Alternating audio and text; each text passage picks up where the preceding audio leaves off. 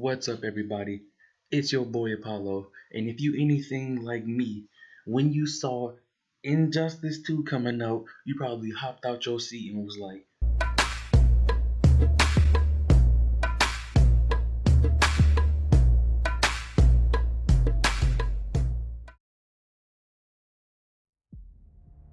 well, I'm officially done hitting the Dougie for now.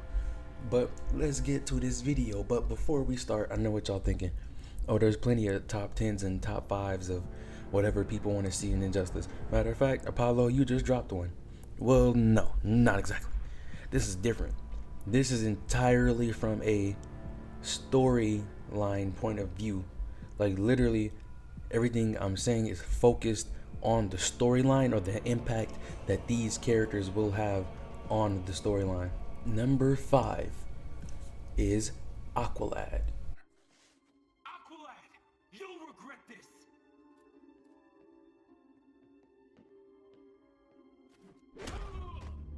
I believe I have outgrown the name Aqualad, as well as anything resembling regret. And the Young Justice Aqualad, if we're being exact or speaking about design wise, because even though I love the Teen Titans, I did not like the Teen Titan version of Aqualad. I didn't even like his personality either, or in his design. But anyway, the Young Justice design of Aqualad, and with that same personality, because he was smart, he was intense, and he was an overall good character, and his sense of judgment and wisdom was pretty well. And him alongside Aquaman would want to fight for Atlantis against Superman's regime. He wouldn't sit aside and just like let Superman attempt to take Atlantis. And followed by the fact that his relationship with the original Nightwing, Dick Grayson, would basically put him at a high point once he found out that he was killed by Damian Wayne and replaced as the new Nightwing. He may want to come and take Damian's head for it, get some revenge for killing his best friend. Well, I don't know if that's his best friend, but one of his good friends. So, the 3 traits that we can take from Aqualad that we know that will make the game even more intense is his discernment, his overall character, and his relationship to Nightwing. But that's if Nightwing's even in the game. I've heard rumors that he may not even be in Injustice 2. Okay, number 4 kind of relates to number 5. Pretty much, yeah, it relates with one of the reasons I want Aqualad in the game. I want Red Hood in Injustice 2. Yes. Pretty much because, really, he'd be one of the last Robins you would think would join Batman, but coming down to the situation with Superman's regime and Red Hood already being a rebel, even compared to Batman standards, of course he'd take Batman's side over Superman's side, though he may find Superman's tactics, more effective. Thus, that can add a character conflict. But with him and Dick Grayson kind of having a brotherly rivalry, love-hate relationship, then him finding out that Nightwing was replaced with Damian Wayne, that may be the push or inspiration that he needs to go to Batman's side. Because I still cannot see him following order or law or just being on Superman's side either way. Because he originally saw Superman as too much of a goody two-shoes. And he can also want revenge on Damian Wayne in some sort of odd way, like secret love he had for his adoptive older brother, Nightwing. I don't know. I feel like I'm kind of pushing him too far out of character.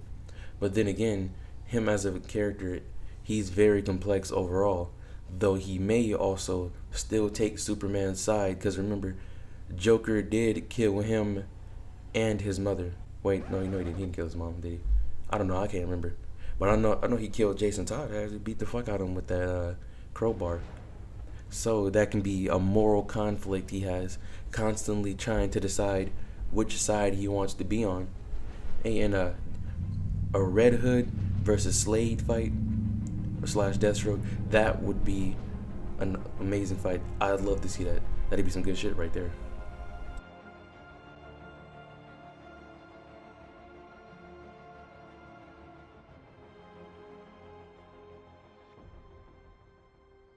Number 3 is actually one of my favorite characters, who I haven't even like gotten deep into his comic books, and it's weird. It's a character I got into because of the movie, and it is Constantine.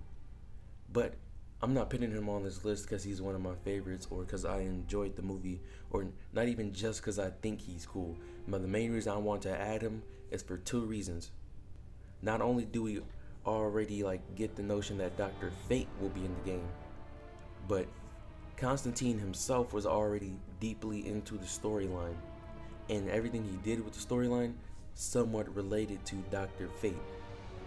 So if we have Dr. Fate in the storyline, we most likely will also need Constantine, because basically what like their characters' actions both went together, and with them trying to use magic against Superman, because Superman has no resistance to magic.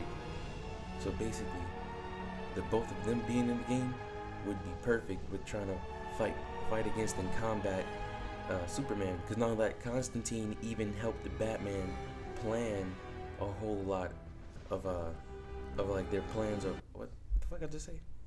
What was I? I just lost my trail of thought. Okay, I'm back. Because Constantine helped Batman plan and organize much of their schemes against Superman. So he is an important piece of the Injustice plot. And then not only that, if Raven doesn't return, he'd be the perfect person to replace her. Like, perfect. You get the hellish witchcraft magic right back again, but this time you get a cigarette smoking, long coat wearing motherfucker coming around throwing magic at people.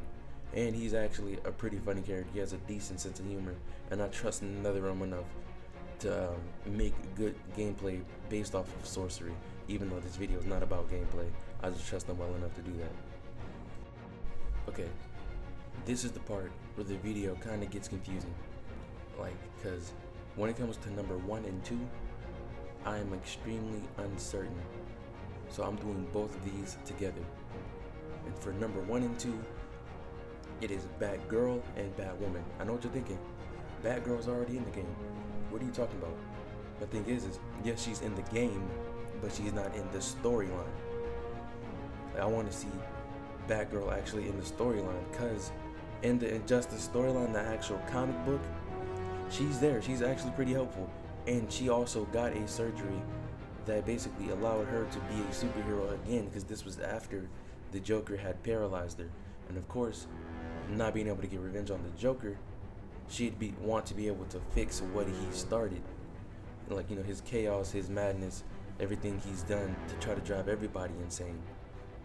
And not only that, is she kind of had an off and on relationship with Dick Grayson, aka the original Nightwing. Yeah, I know his death is important to like almost my whole list of characters, but he is a good source to use, and he is basically a key that opens the door for many of my favorite characters. And her relationship with him is extremely important, because when she met him, he was still Robin and he was still young, and she was new herself. She was Batgirl. She came before all the other Robins other than Dick Grayson, and he was the first Robin she knew. What she knew was Batman, Robin, Batgirl. It was the 3 of them. And basically finding out that he's dead and replaced with Damian Wayne, and she'll know Batman needs somebody at his side, especially to just keep him sane, because she fears for the mentality of Bruce and what he's gone through, and she know what affected both the death of Dick Grayson and the betrayal of his son Damian Wayne could do to him.